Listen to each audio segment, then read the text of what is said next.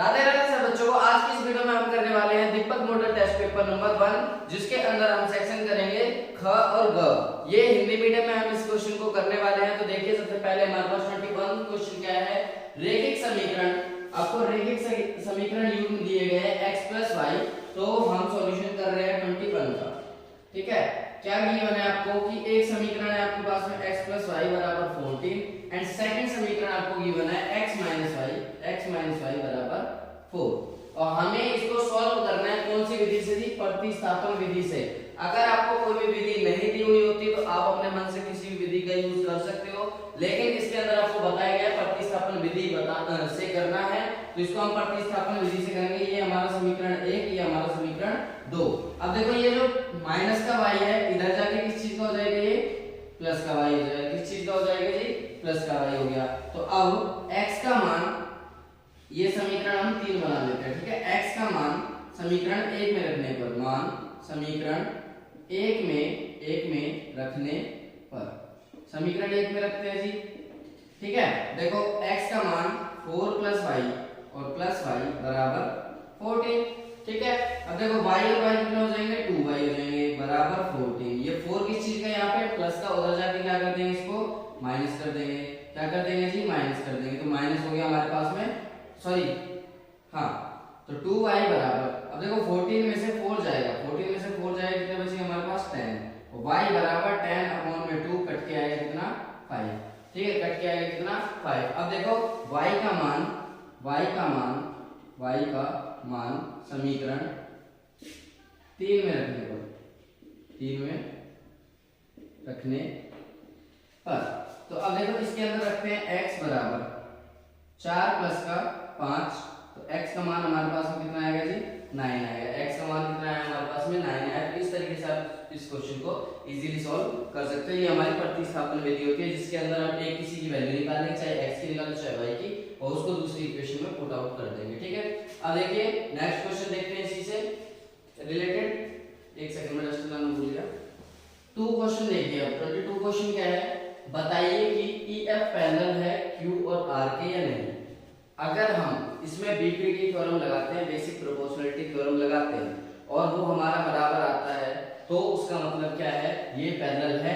और अगर नहीं आता है बराबर, तो ये पैरेलल नहीं है। जैसे हम लिखते हैं, देखो PE अपॉन में PE ये वाली साइड अपॉन में ये वाली। ठीक है, EQ बराबर होगा PF अपॉन में ER, बीपीटी थ्योरम, बीपीटी। ठीक है, बीपीटी थ्योरम से आ गया। PE की वैल्यू क्या है सर हमारे पास में, 3.9 है, और EQ कितना है हमारे पास में, 3 है, बराबर PF कितना है हमारे पास में, 3.6 है, और 3.6 है, और FR कितना है हमारे पास में, 2.4 है। ओके, पॉइंट से पॉइंट कट कर लो पहले। ठीक है, तो हमारे पास में इधर कितना आएगा, देखो कट अगर हम करते हैं, यहाँ पे करेंगे 3 से 3 गुना 3, 3 3 9, 1.3, और इधर आगे 1.3 बराबर, इधर देखो 3 से कट करते हैं अगर हम, तो 4 से कट करते हैं, 4 से 24, 4 9 36, फिर 3 से करते 3 2 6 और 3 के 9। ठीक है, अगर आप इधर डिवाइड करोगे तो 1.5 आएगा। कितना आएगा, 1.5। क्या ये दोनों बराबर है, क्या ये दोनों बराबर है, ये बराबर नहीं है, इसलिए so EF is not parallel to QR। ठीक है, EF जो है वो पैरेलल नहीं होगा, QR के समानांतर नहीं है। ठीक है, ये हमारे पास हो जाएगा। इसके बाद में नेक्स्ट क्वेश्चन दर्शाइए। आपके पास में दूसरा क्वेश्चन दे रखा है इसका और पार्ट है। ठीक है, अथवा वाला पार्ट है आपके पास में। ये एक फिगर दे रखा है, उसके अंदर हमें बताना है ABD ट्रायंगल जो है, देखो AB और D ट्रायंगल। ठीक है, यहाँ पे हम 90 इस साइड बनाएंगे। ABD ट्रायंगल है, वो CBE ट्रायंगल के सिमिलर प्रूव करनी है। सिमिलर प्रूव करने का मतलब ये है कि हमें उनको दिखाना है एक तरीके से कि वो एक दूसरे के ऊपर ढकी जा सकते हैं। देखिए कैसे कर सकते हैं इसको। सबसे पहले हमने इन ट्रायंगल त्रिभुज कौन कौन सी की बात कर रहे हैं हम, एक तो ABD चाहिए हमें, एंड त्रिभुज चाहिए दूसरी वाली CBE, 2 त्रिभुज चाहिए आपको। ठीक है, तो इसके अंदर देखो एंगल A तो बराबर हो गया एंगल A के। ठीक है, एंगल A तो बराबर हो गया एंगल A के। ठीक है, क्योंकि ये समान है, दोनों में बार बार आ रहा है, दोनों में है ये एंगल। देखो ए बी डी की बात करेंगे तब भी एंगल ए आएगा, और A sorry C B sorry angle A नहीं, एंगल बी हमारे पास दोनों में क्या आ रहा है, बराबर आ रहा है। देखो सी बी ई की जब बात कर रहे हैं तो ये एंगल आ रहा है, और जब हम किसकी बात कर रहे हैं ए डी बी की, तब भी ये एंगल बी हमारे पास में समान आ रहा है। ठीक है, दोनों में हमारे पास एंगल बी है। इसके बाद में हमारे पास एक 90 दे रखा है, कौन सा एंगल ए डी बी की अगर हम बात करते हैं तो वो बराबर होगा एंगल सी ई बी के। क्यों होगा बराबर, 90 डिग्री प्रत्येक, दोनों ही 90 डिग्री हैं, तो इसलिए आपस में ये बराबर होंगे। इसलिए त्रिभुज A B D similar to हो गई, ये सिमिलर का साइन होता है, सिमिलर टू हो गई सी बी ई के, और यही हमें बताना था। तो हम लिख सकते हैं कि इति सिद्धम, हमने इसको सिद्ध कर दिया। ठीक है, इसके बाद नेक्स्ट क्वेश्चन देखते हैं, इससे अगला वाला 23rd।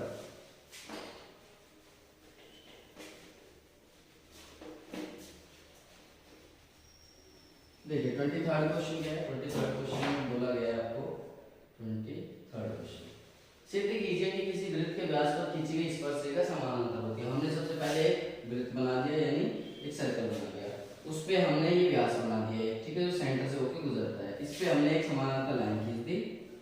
ठीक है, अब मैं इसको कुछ भी नाम दे देता हूँ, ए ओ बी सी डी और ई। ठीक है, ये नाम दे दिए मैंने। अब देखो एंगल ए ओ सी कितना होगा, एंगल ए ओ सी कितना होगा, 90 डिग्री होगा। क्यों, क्योंकि स्पर्श रेखा बनाया गया, स्पर्श रेखा द्वारा बनाया गया कोण। देखो स्पर्श रेखा जब भी कोई कोण बनाती है किसी भी सर्कल पे, जब वो टच करेगी तो यहाँ पे 90 डिग्री बनाएगी ऑलवेज, हमेशा। ऐसे ही नीचे भी एक स्पर्श रेखा, तो इधर अगर हम मानेंगे कि एंगल ओ सी डी या एंगल डी सी ओ बराबर है 90 डिग्री, ये भी किससे, स्पर्शरेखा द्वारा बनाया गया समीकरण। तो देखो अब अपने पास ये हमने समीकरण 1 कर दिया, ये समीकरण 2 कर दिया, और यहाँ से हम लिखेंगे समीकरण 1 और 2 से, 1 और 2 से हम दोनों समीकरण से क्या निकालते हैं, किस कंक्लूजन में पहुंचते हैं कि एंगल ए ओ सी बराबर होगा एंगल डी सी ओ के। ठीक है, अगर आपके पास में ये दोनों एंगल बराबर हैं, जो कि देखो हमने पढ़ा है पैरेलल लाइन के बीच में कोई भी दो एंगल आता है तो ये इसके बराबर होता है कौन सा कोण जी, एकांतर कोण। कौन सा कोण जी, एकांतर कोण। तो हम यहाँ पे लिख सकते हैं एकांतर कोण, और इंग्लिश में हम इसको बोलते हैं अल्टरनेटिव एंगल। ठीक है, तो इसकी वजह से ए बी पैरेलल है इसके ई और डी के, यानी हम कह सकते हैं कि किसी अतः हम कह सकते हैं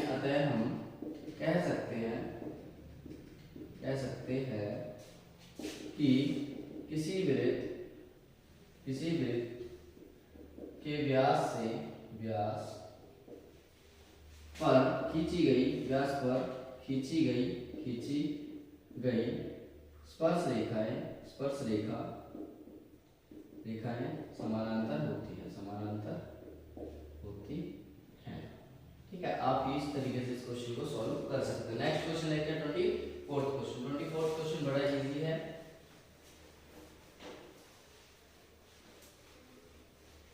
ट्वेंटी फोर्थ क्वेश्चन में क्या बोल रहा है कि sin 60 डिग्री, सबसे पहले sin 60 डिग्री कितना होता है, √3/2। ठीक है, यहाँ पे कोई साइन नहीं है तो यहाँ पे एक पॉइंट लगा लेते हैं, इसका मतलब होता है कि इस तरीके से ये मल्टीप्लाई हो गया। और cos 30 डिग्री भी कितना होता है, √3/2 प्लस sin 30 डिग्री कितना होता है, 1/2 मल्टीप्लाई बाय cos 60 कितना होता है, 1/2। अब इनको हल करते देखो 3 की 3 से यहाँ पे मल्टीप्लाई का साइन ही लगा देता हूँ। ठीक है, 3 की 3 से करोगे √3 से करोगे पूरा 3 हो जाएगा, अपॉन में 2 दूनी 4 प्लस 1 एकम 1 और 2 दूनी 4। अपने पास एलसीएम कितना आ गया, 4 एलसीएम आ गया। या फिर वैसे भी आप करोगे तब भी सेम एलसीएम में 4 ही आएगा, और 3 प्लस में 1 बराबर हो जाए 4 अपॉन में 4, कट के 4 एकम 4, तो आपके पास में जो आंसर आएगा वो कितना आएगा जी, 1 आंसर आएगा। आप देखो सेकंड इसका 25th पार्ट देखते हैं। 25th पार्ट, ठीक है, 25th पार्ट में क्या बोल रहा है, एक घड़ी की मिनट सुई किसी लंबाई है, त्रिज्या दे रखी है, हम एक प्रकार से मानते हैं कि ये क्या है, त्रिज्या दे रखी है आपको, कितनी दे रखी है जी, 14 सेंटीमीटर दे रखी है। कितनी दे रखी है जी 14 सेंटीमीटर। ठीक है, अब देखो कोण तो पहली बात में कोण नहीं दिया गया, कोण निकालना पड़ेगा। क्यों? क्योंकि कितने मिनट की बोल रहे हैं 5 मिनट की। अब हमें पता है देखो 60 मिनट में बनाया गया कोण, 60 मिनट में बनाया गया कोण। 60 मिनट में कितने डिग्री का कोण बनाया जाता है जी 360, क्योंकि वो पूरा ऐसे सर्कल घूम जाती है। 1 मिनट में कितना बनाएगा जी 360/60 बनाएगा। और 5 मिनट में बनाया गया कोण कितना होगा 360/60 मल्टीप्लाई बाय 5, 0 से 0 कट 6 6 36, यानी 30 डिग्री का जो है आपका कोण होता है, 30 डिग्री का कोण होता है। अब देखो क्या 5 मिनट या फिर मिनट की सुई द्वारा बनाया गया कोण,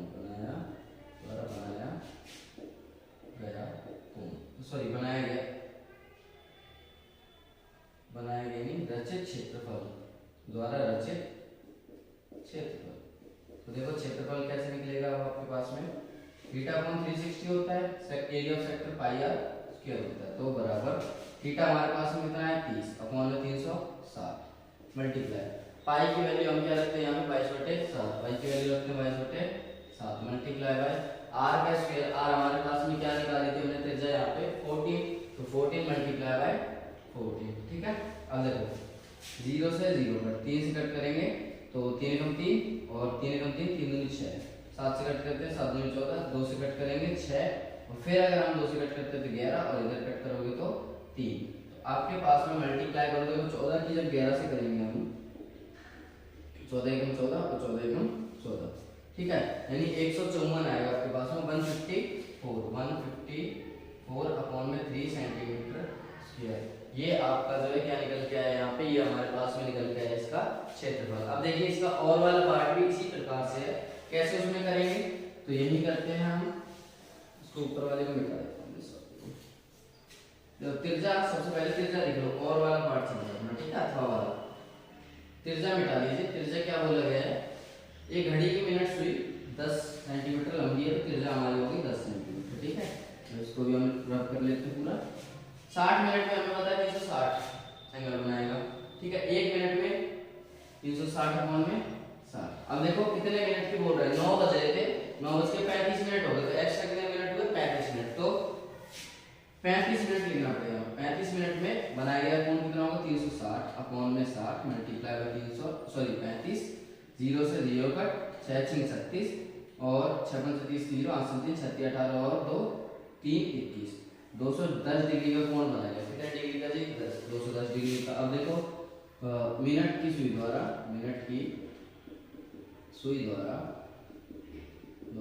रचित क्षेत्रफल कितना बनाएगा, फॉर्मूला लगाते हैं θ/360 multiply by pi r square. तो देखो थीटा हमारे पास में 210 आया, अपॉन में 360 मल्टीप्लाई बाय 22/7 गुणा में 10 मल्टीप्लाई बाय 10। देखो 0 से 0 कट कर लो। ठीक है, 37 21 और 3 एकम 3 3 दूनी 6, 7 से 7 कट हो जाएगा। 2 से जब आप इसको कट करोगे तो 2 6 12, 2 से कट करते हैं 11, फिर 2 से कट करो 2 3 6, 2 5 10, देखो 10 5 50 और 11 5 55, 550 अपॉन में 3। इसको डिवाइड अप करते हैं तो देखो क्या आएगा, 3 से कट करोगे 3 एकम 3, बच जाएगा आपके पास 2, तो 3 8 24 बच गया 1, 3 3 9.3, ऐसे चलता रहेगा 3 3, तो सेंटीमीटर स्क्वायर आपका जो इसका क्षेत्रफल हो जाएगा। ये हमारे पास सेक्शन बी हमने कंप्लीट कर दिया है। अब हम करते हैं सेक्शन सी यानी ग खंड कंप्लीट करते हैं। तो देखिए हमारा 26 क्वेश्चन क्या है। 26 क्वेश्चन में सिद्ध कीजिए 3 -√25 एक अपरिमेय संख्या। हमें इसको एक अपरिमेय संख्या बताना है, तो हम 26 क्वेश्चन का सॉल्यूशन करते हैं। सॉल्यूशन 26 माना, पहले हम इसको देखो क्या मानेंगे, हम इसको मानेंगे एक परिमेय संख्या, और जब हमारा आंसर गलत आएगा तब हम इसको अपरिमेय बता सकते हैं। तो देखिए माना 3 -2√5 एक अपरिमेय संख्या है। कैसा है जी, अपरिमेय संख्या है, एक परिमेय संख्या है। हमने इसको एक माना परिमेय संख्या। ठीक है, परिमेय संख्या मान लिया, तो अब क्या करेंगे, देखो 3 -2√5 को हम किस प्रकार से लिख सकते हैं? हम लिख सकते हैं इसको a बटे में b की फॉर्म में, a बटे में b की फॉर्म में लिख सकते हैं। तो ये जो प्लस का 3 है उधर जाके क्या हो जाएगा? उधर जाके हो जाएगा जी माइनस, क्या हो जाएगा? उधर जाके माइनस हो गया, -3b। ठीक है, इधर कुछ नहीं है तो एलसीएम लेंगे, सबसे पहले b एलसीएम आएगा और a -3b हो जाएगा। ओके है, बराबर -2√5।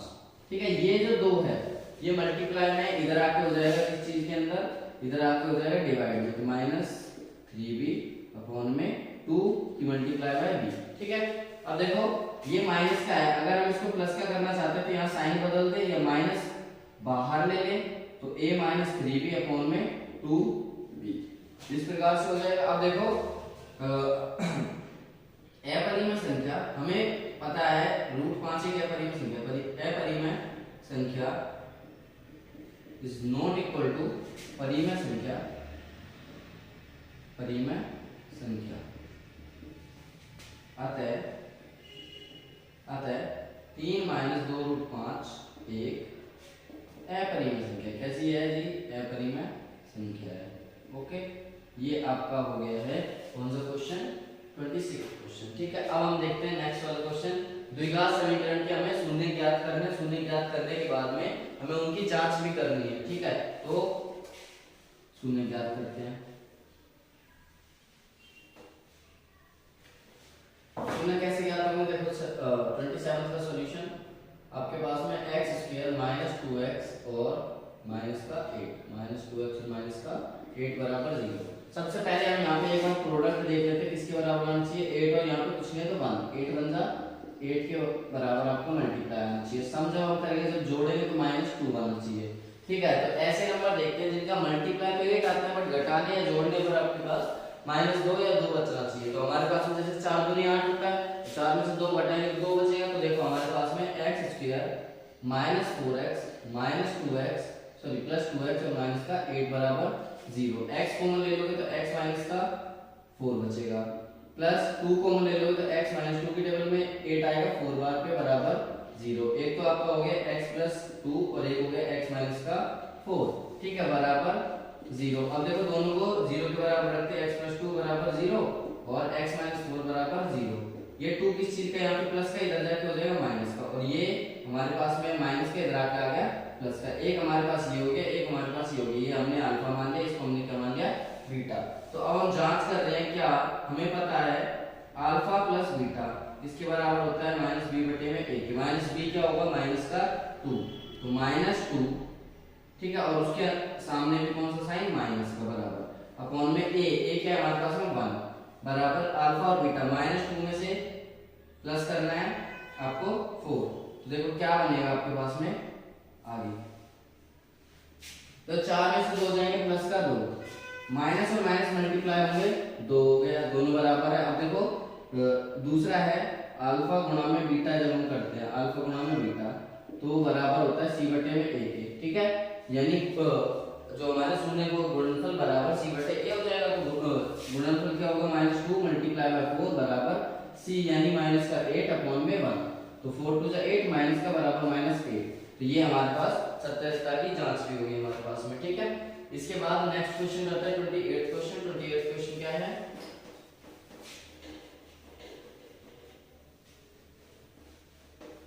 देखिए 28 क्वेश्चन में बोल रहा है आपको 9x, हमने समीकरण बता दिया पहले। सबसे पहले 9x + 3y बराबर 12 एक समीकरण हो गया ये। ठीक है, सॉरी +12 और बराबर 0 एक समीकरण हो गया। दूसरा हमारे पास में है 18x + 6y + 24 बराबर 0। तो हमें ये बताना है कि क्या ये एक दूसरे को प्रतिच्छेद करेंगे या समानांतर रहेंगे अथवा संपात करेंगे। तो हम देखो पहले निकालते हैं a1 अपॉन में a2 बराबर b1 अपॉन में b2 बराबर c1 अपॉन में c2। अब ये देखो ये a है, ये b है, ये c है, ये a2 b2 c2। तो देखो a यानी 9 अपॉन में 18 बराबर 3 अपॉन में 6 बराबर 12 अपॉन में 24। ठीक है, 9 एकम 9, 9 दूनी 18, 3 एकम 3, 3 दूनी 6, 12 एकम 12, 12 दूनी 24। तो हमारे पास आया 1/2 बराबर 1/2 बराबर 1/2। तो जब ये तीनों बराबर होते हैं तो यह संपाती रेखा है, संपाती संपाती हैं, ये कैसी होंगी? संपाती, यानी बहुत सारे हल होंगे इनके, इनफिनिटी मैनी सॉल्यूशंस होंगे। ठीक है, अब देखो नेक्स्ट क्वेश्चन देखते हैं 29 सॉरी इसका अथवा वाला पार्ट, और वाला पार्ट क्या है देखो। और वाले पार्ट में बोल रहा है कि एक क्रिकेट टीम के कोच ने 7 बल्ले खरीदे, हमने माना बल्लों का मूल्य, माना बल्ले का मूल्य, बल्ले का मूल्य हमने मान लिया x रुपीस, और गेंद का मूल्य, गेंद का मूल्य, गेंद का मूल्य हमने मान लिया y रुपीस। ठीक है, अब देखो कितने बल्ले हैं? 7 बल्ले, तो समीकरण बनेगा 7x अकॉर्डिंग टू क्वेश्चन, प्रश्न के अनुसार 7x प्लस का 6y बराबर हो जाएगा 3800 के। ठीक है, 3800 एक समीकरण। दूसरा हमारे पास में क्या बोल रहा है? बाद में उसने 3 बल्ले और 5 गेंदे ली, 3 बल्ले ले लो और 5 गेंदे ले लो, बराबर कितने रुपए के? 1750 के। ठीक है, ये दूसरा समीकरण। अब देखो हमें ना बराबर बनाना पड़ेगा, तो समीकरण 1 को 6 से गुणा करने पर, समीकरण 2 को समीकरण 1 को 5 से गुणा करने पर, समीकरण 2 को 6 से गुणा करने पर। तो हम यहाँ पे लिखते हैं समीकरण 1 को 5 से गुणा करने पर, 5 से, और समीकरण 2 को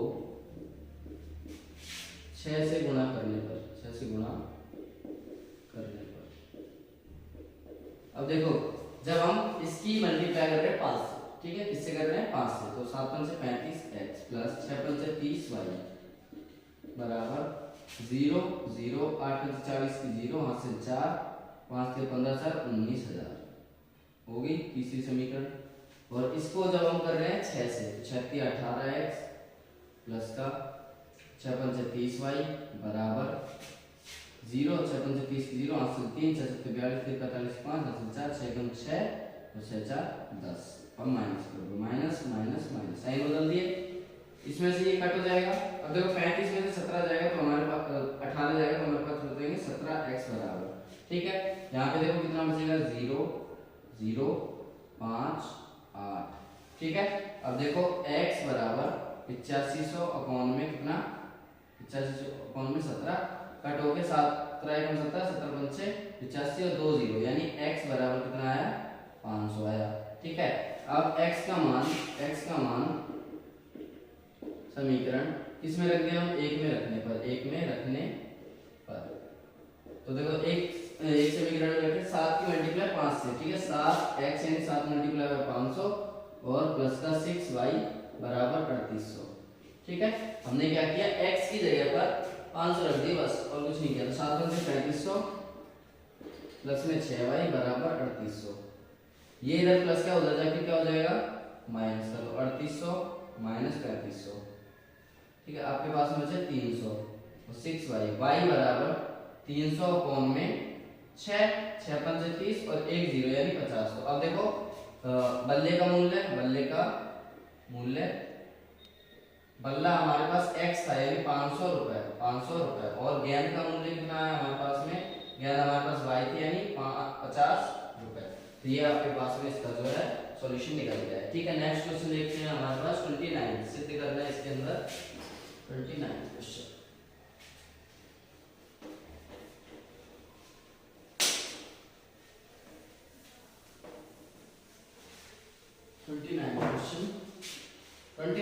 में क्या बोल रहा है? सिद्ध कीजिए कि किसी बाह्य बिंदु से, देखो हमने एक सर्कल बनाया, उसके बाह्य बिंदु से ऐसे दो स्पर्शरेखा है, इधर इधर, यहाँ पे हमने केंद्र बना दिया एक प्रकार से। ठीक है, P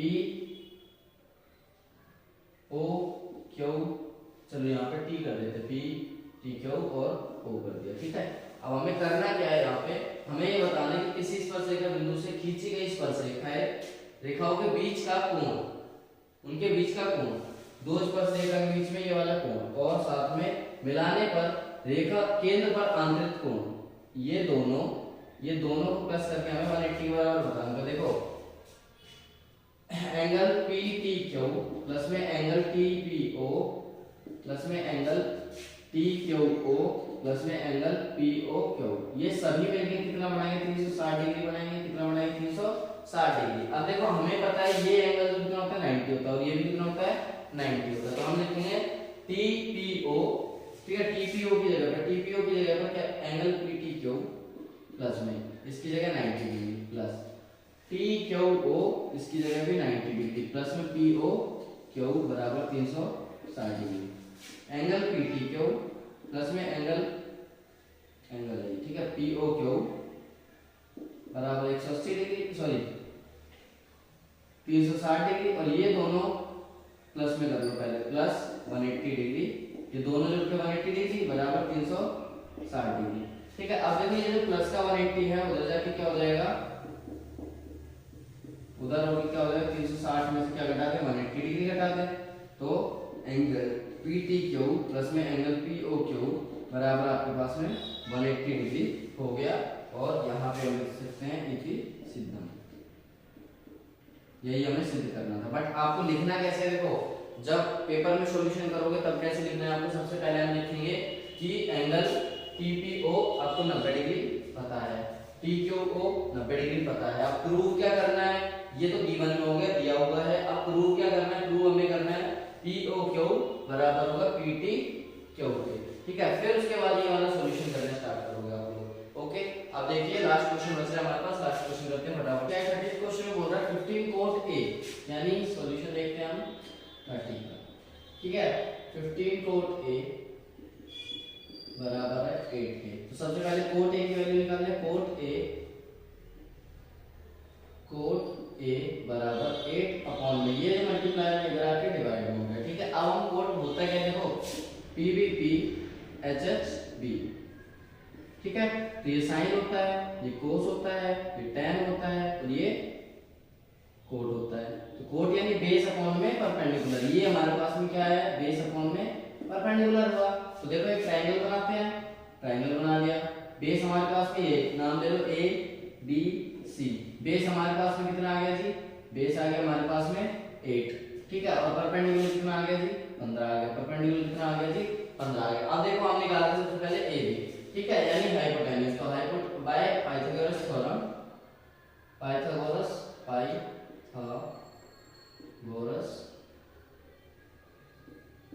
प्रमेय से, ठीक है, पाइथागो आप देख लेना पाइथागोरस किस टाइप से लिखते हैं, ठीक है। पाइथागोरस थ्योरम से हम क्या करते हैं यहाँ पे AB का स्क्वायर यानी हाइपोटेन्यूज का स्क्वायर बराबर होगा रूट 15 का स्क्वायर प्लस में करना है 8 के स्क्वायर के, ठीक है। तो देखो 15 का स्क्वायर 225 होता है, प्लस में 8 8 64 होता है, बराबर h का स्क्वायर और h का स्क्वायर।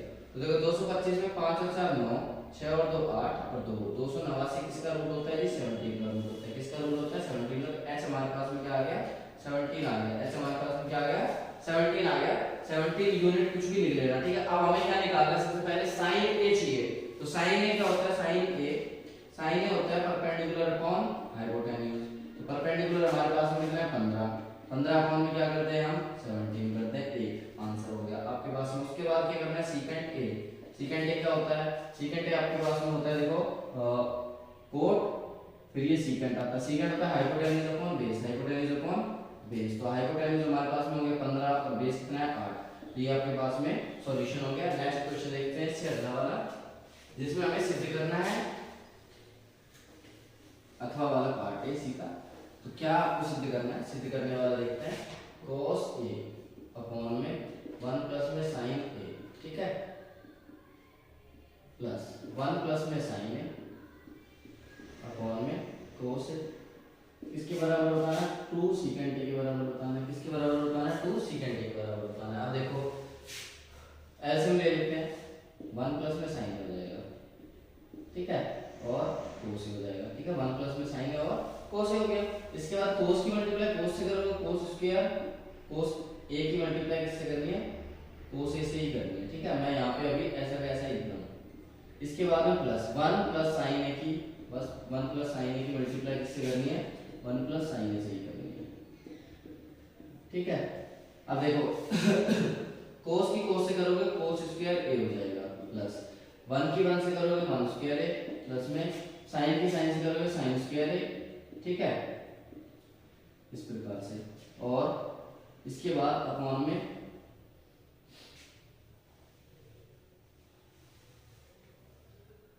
अब देखो 1 की ये तो हो गया 1 का स्क्वायर, फिर साइन का 1 की 1 से की तो 1 आ गया, ठीक है। 1 की अब साइन से करते हो तो साइन ही आएगा, ठीक है। फिर प्लस जब साइन की 1 से करोगे साइन ही आएगा, और उसके बाद में आएगा साइन की साइन से करोगे साइन स्क्वायर ए, ठीक है। ये हमारे पास में आ गया। एलसीएम हमारे पास क्या 1 प्लस में साइन ए, ठीक है, और कोस ए।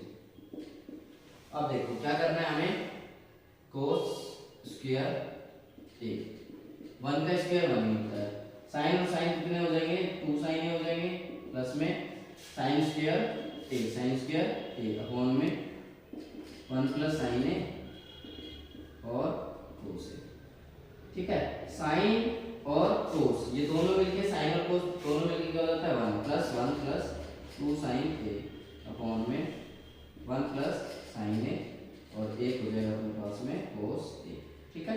इसके बाद में देखो 1 और 1 कितना हो गया 2 प्लस साइन ए, 2 प्लस साइन ए, 2 प्लस 2 साइन ए अपॉन में 1 प्लस साइन ए और कोस ए। अब हम इसमें से अगर 2 बाहर ले लेते हैं, देखो 2 की टेबल से 2 कितने बार पे, एक बार पे आएगा। 2 की टेबल में 2 1 बार पे, और साइन ए अपॉन में 1 प्लस का साइन ए और कोस ए, ठीक है। साइन से साइन कट हो जाएगा, 2 कोस ए, 2 कोस ए। कोस किसका उल्टा होता है, सीकेंट का उल्टा होता है, तो सीकेंट ए और 2 इसके मल्टीप्लाई में 2 सीकेंट ए, ये हमारे पास प्रूव हो जाएगा। एलएचएस बराबर आरएचएस, हेंस प्रूव। अब देखो नेक्स्ट इसी का अगला क्वेश्चन 31 क्वेश्चन क्या है।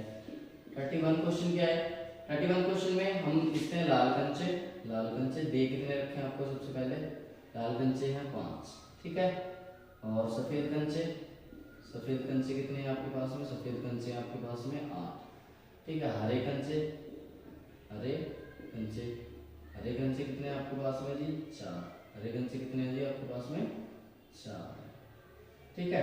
अब कुल कंचे और लिख लो एक बार, कुल कंचे, कुल कंचे, कुल कंचे कितने हो जाएंगे, जोड़ दीजिए, 8 5 13 5 17, कुल कंचे कितने हो गए जी आपके पास में 17। अब देखो क्या क्या पूछा गया, एक कोई भी कंचा उसमें से निकाला गया अपनी इच्छा से, और हमें बताना कि लाल होगा, तो प्रायिकता प्रायिकता लाल हो, कंचा लाल हो। तो देखो क्या प्रायिकता, लाल कितने होते हैं 5 है, लाल टोटल कितने हैं 17 हो गया, ठीक है। इसके बाद में प्रायिकता सेकंड वाले क्वेश्चन को कि सफेद है, प्रायिकता सफेद है, कंचा निकाला गया सफेद होगा, उसकी प्रायिकता कितनी है, सफेद कितने हैं 8 और बटे में टोटल। अब देखो प्रायिकता हरे नहीं है, हरे को छोड़कर जो भी अपने बच गए, हरे नहीं है, ठीक है।